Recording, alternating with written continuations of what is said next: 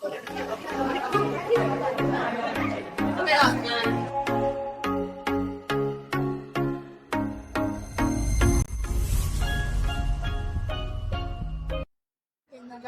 les nostres autobiografies lingüístiques.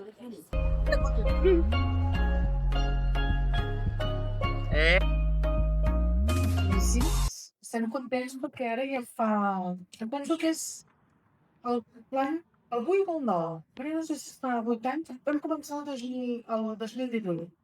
Vull dir que està bé perquè és una activitat molt consolidada. Molts companys vostres que ja són fora de l'institut han passat per aquí, per aquesta aula. Universitat de la Universitat de Barcelona i us faré 5 cèntims sobre què és això de la universitat.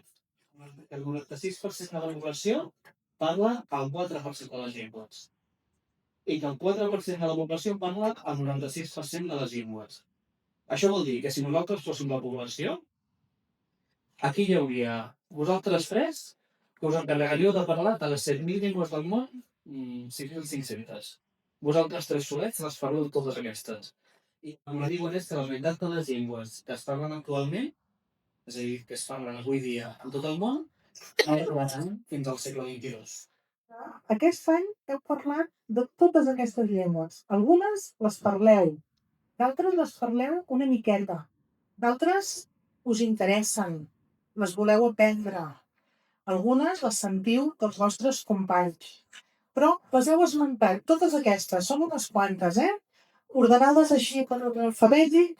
Hi ha l'alemany, l'amazic, l'anglès, l'àrab, el bengalí, el calor, castellà canari, castellà sud-americà. Aquestes que marco amb groc són les que esmenteu per primera vegada. És a dir, no les teníem a la llista. Tenemos en Capín, en Barcelona. Un meu pai é galego e a miña nai catalana.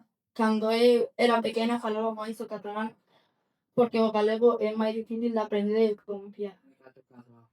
El xinès és la meva llengua nativa i el meu xinès és molt bo.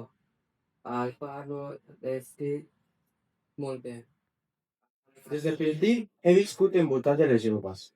Parlo amb més fluïdesa el castellà, l'anglès i el romanès. En canvi, el català em costa una mica més i encara no em sento tan segur parlant. Cada llengua té un paper diferent en la meva vida diària i això ha influït en la meva manera de pensar i de relacionar-me amb els altres. A casa, amb la meva família, utilitzo principalment el romanès. Però de vegades... En canvi, el català, encara que té molta història i milions de parlants, depèn d'una comunitat autònoma i no sempre té la mateixa presència en alguns àmbits, com internet o seus mitjans. Jo crec que el català s'està perdent una mica, perquè moltes persones que apareixen parlant castellà fins i tot quan saben català. Això em fa pensar que, si no el cuidem, podria anar perdent força amb el temps. Al meu entorn també escolto moltes altres llengües. La meva germana de vegades parla una mica en àrab, perquè la seva parella és del Marroc i li ha ensenyat una mica de la seva llengua. A l'Institut Miquel Tarradell jo parlo català amb les meves amigues i a les classes de castellà. També parlo català, si sóc sincera, a mi m'agrada el català, però no estic acostumada a parlar aquesta meravellosa llengua. Hi ha altres llengües que aprenc, com l'anglès, que no m'agrada molt i se'm dona malament. I el francès, que m'agrada de vegades i se'm dona regular. Amb les meves amigues faig el joc que he de parlar tot el dia amb un idioma. Per exemple, avui parlem en català, demà intentaré parlar en anglès. Quan era petita, també mirava dibuixos animats en català, en concret feia Doraemon.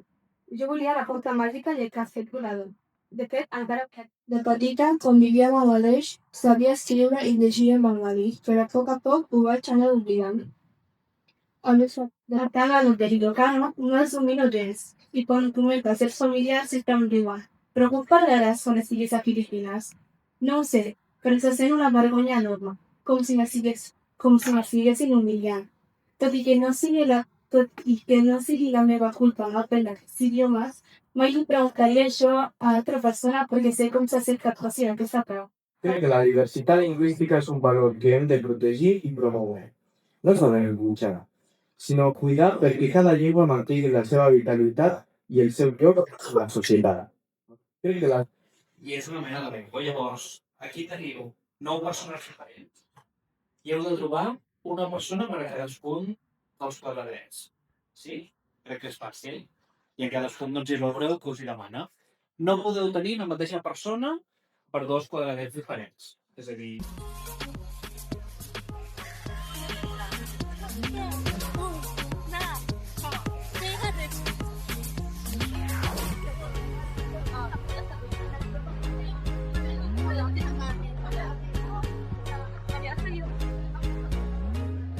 Hi ha moltes llengües que em dona molt bé perquè parlo més de 5 llengües: català, castellà, anglès, bengalí, hindi i francès.